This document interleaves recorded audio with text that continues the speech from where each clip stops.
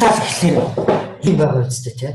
Энэ хоёр бодомжуудаас 3 дахь бодомжийг гаргахыг одоо энэ логикийн силлогизм гэж нэрлэдэг. Тэгэхээр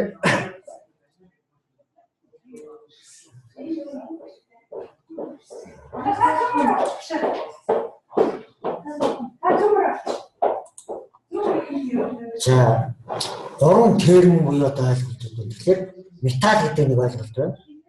Цахилгаан гэдэг нэг ойлголт байна. Дараагийнх дээр нь төмөр диск гэсэн нэг ойлголт байна. Бас цахилгаан металл гэсэн ойлголт байна. Тэгэхээр эхний хоёрт байгаа тэр энэ 3 зүйлийнх нь бие биендээ дурддаггүй байгаа хэсгүүд нь хоорондоо нийлээд нэг бодомж болдог байна. Тэгэхээр эхнийх дээр цахилгаан гэдэг нь байгаа. Хоёр дахь дээр нь болохоор диск гэсэн энэ хоёр ойлголт байна.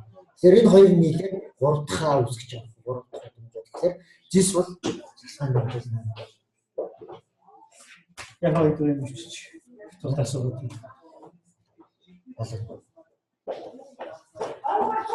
Мерката.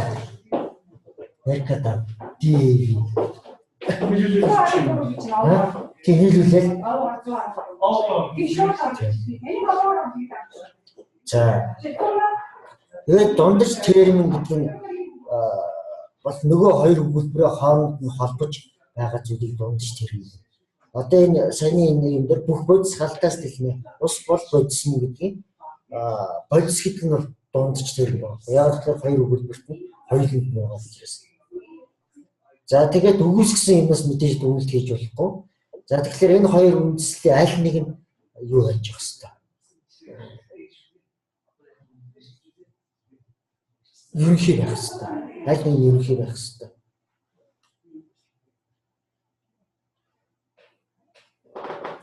За тэгээд хоёр нотолсон юм байвал одоо үгүйсгсэн бас дүгнэлтийг бол гаргаж болтгоо.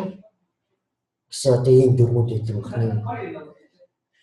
За дараагийнх нь индукц буюу индуктив оюун гэдэг.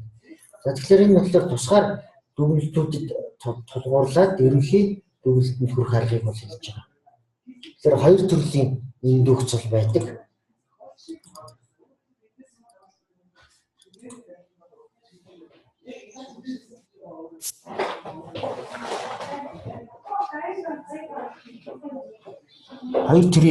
Хоёр төрлийн одоо юу гэдэг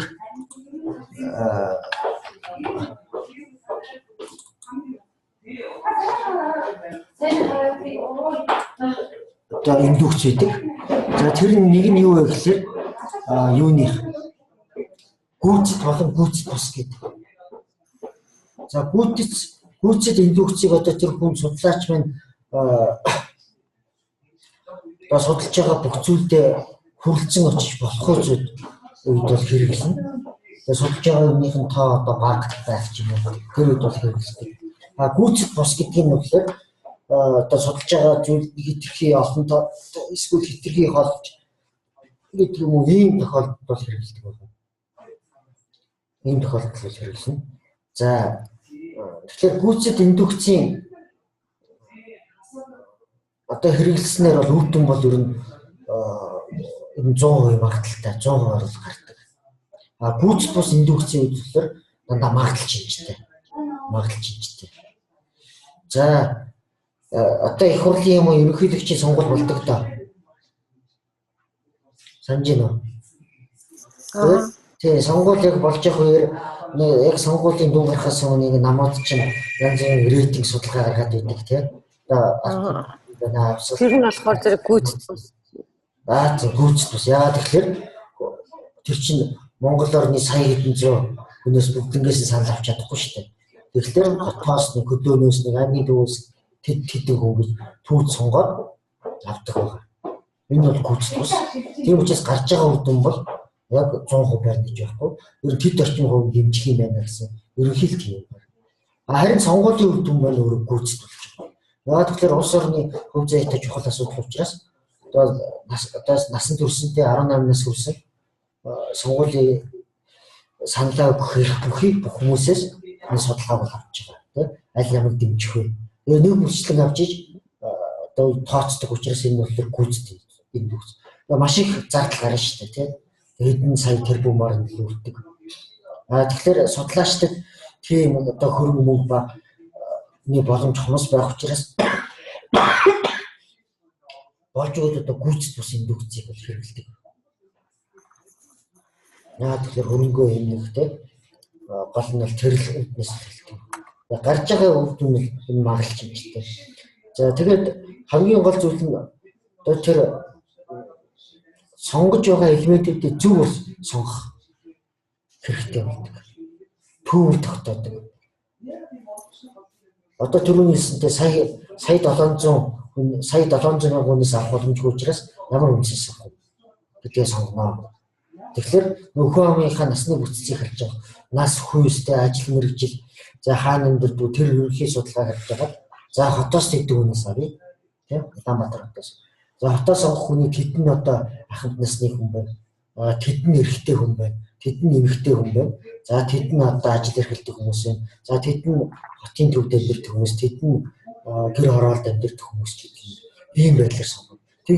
Тэгжиж нөгөө үр дүн маань нөгөө 100% төхнөө л гэсэн. Хаамаагүй сонгож юм бол гарах үр дүн бол эсрэг болно үстэй. За одоо нэг юм явдал болж байна.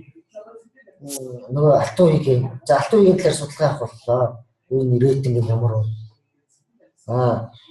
Тэгвэл одоо зөвхөн хотын гэр хорооллоос авчия. Тэгвэл алтан үеийн рейтинг өндөр болно. Яагаад вэ гэхээр алтан үеигч нөгөө нүүрс хөтөлбөр гэж хэлжүүлээ. Гэр хорооллыг нүүрс зарж ирсэн. Одоо нөгөө авилтаа тэмцэх газар шалгаж байгаа ганц үеийн асуудлыг тэр зогссон. Тэр хэмжээгээр ард түмний дүнд нөгөө алтан үеийн ажлыг зогсоолоо гэсэн сэтгэхүй бууцсан. Тийм учраас алтан үеийн нэр өндөр харна шүү дээ. Харин хотын төв байдаг хүмүүсээс дан авлаа гэх юм бол бас тэр үр дүн бас өөр. Ингэж одоо юм харилцан адилхан байна. Төвөөр хэрхэн сонгохоос бол энэ шууд хамаарч идэг. За ийм байгаа. За тэр гарах үр дүн нөгөө магадлал чимжтэй гэж байна. Тэгэхээр нөхцөл байдлыг одоо маш сайн үзчих хэрэгтэй. Тэгээд заавал өндөр хувьтай байж 100% одоо үн зөв болно гэсэн ойлголт байхгүй. За нэг Оросд нэг ийм явдал, нэг Оросын нэг эрдэмтдийн амралтын зурсанд амралтын газар нэг ийм явдал болсон юм л да. Нэг хэлний шинжилгээний өвгөн профессор, доктор одоо цааны газар хоол идэж байхад нэг математикийн нэг залуу эрдэмтэн орж ирсэн. Тэгээд тэр магадлалын онлоор ажил хийжсэн. Тэрийгээд яриад ингээд магадлалын онл одоо юм өөрийнхөө ажлыг саатар ухуулаад ирсэн. Нөгөө хүн бол мушиж бишижсэн чи тэгээд одоо ямар зүйл одоо магадлал одоо өндөр байх тусам одоо өндөр болох уу гэсэн нөгөө хүн тийм байл гэсэн. Тэгээд нэг зүйл дээр мөрийдсэн.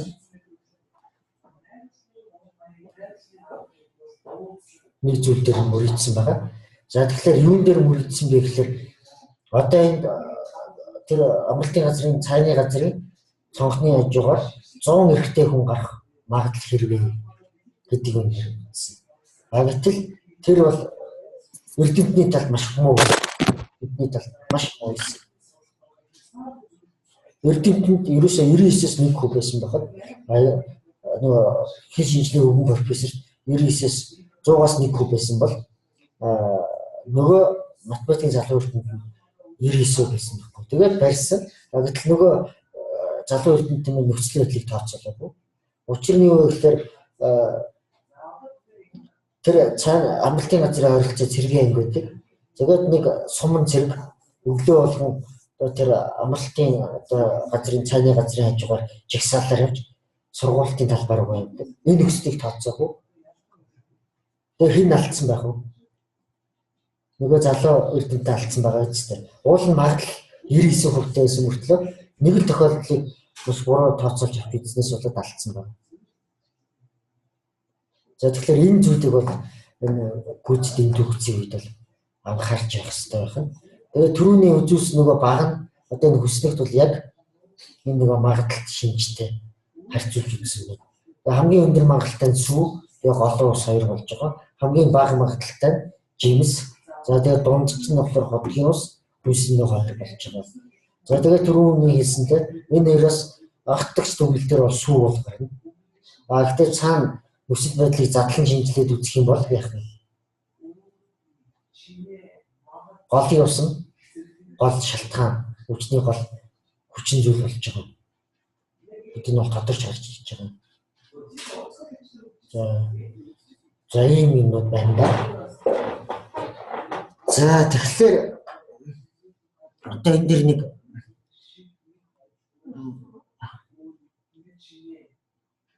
өөрсдийн амьдралтай ч юм уу холбоотой нэг жишээ бодоод хэлэх үү.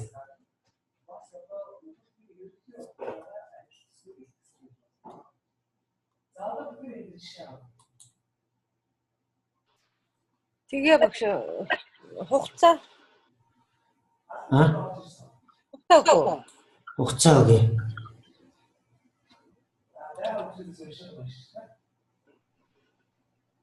За ингээд энэ миний саяны юмуд бүгэ харагдаад байжиг. За энэ хин дэлгэр маа юу? Энэ анх удаа орж ирж байна уу?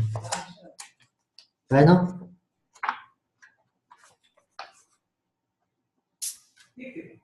Байна уу?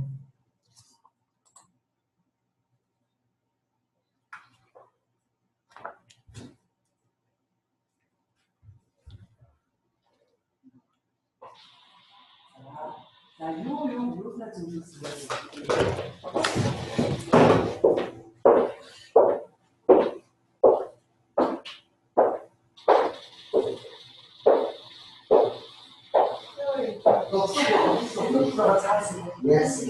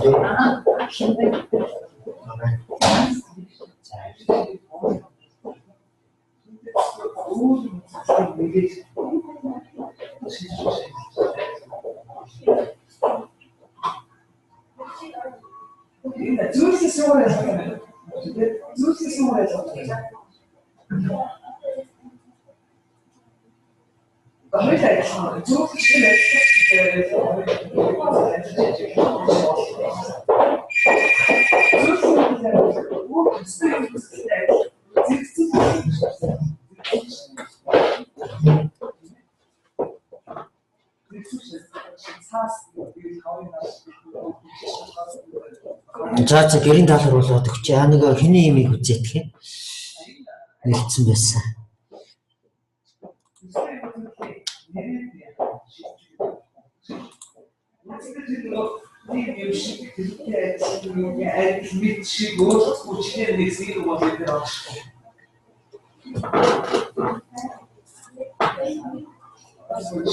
Чичээний юм үзээд гэх.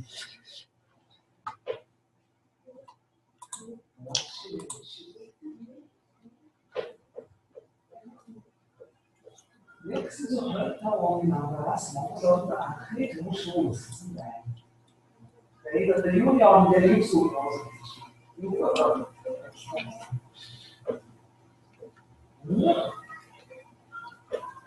тэгээд нэг шиг төмөршөө өссөн. За чи хоёр өөр концептлээс уурах шүүс. Жигийн өөр жигийн зэрэг алмаа. Үндсэндээ 9 болсон байна тий. Болно болно.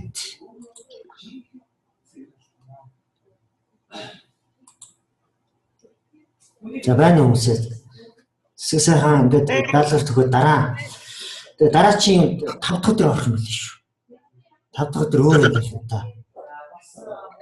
Хамтарч орох юм билээ. Олуулаа болчих. Өөр юм. Тий. За тэгээд хин Дүүгээр ордог хичээл хамтдаа орох юм. за мэдхгүй. Тэгж сайн хин тэгж өнөөдөр сар уцаар яриад гисэн. Энэ дэлгэрмаа анх удаа орж байгаа юу? Бүрд нь орж ирээгүй байхаа. Би бичиж яваагүй. Байна уу? Байна уу? Ангар юм уу?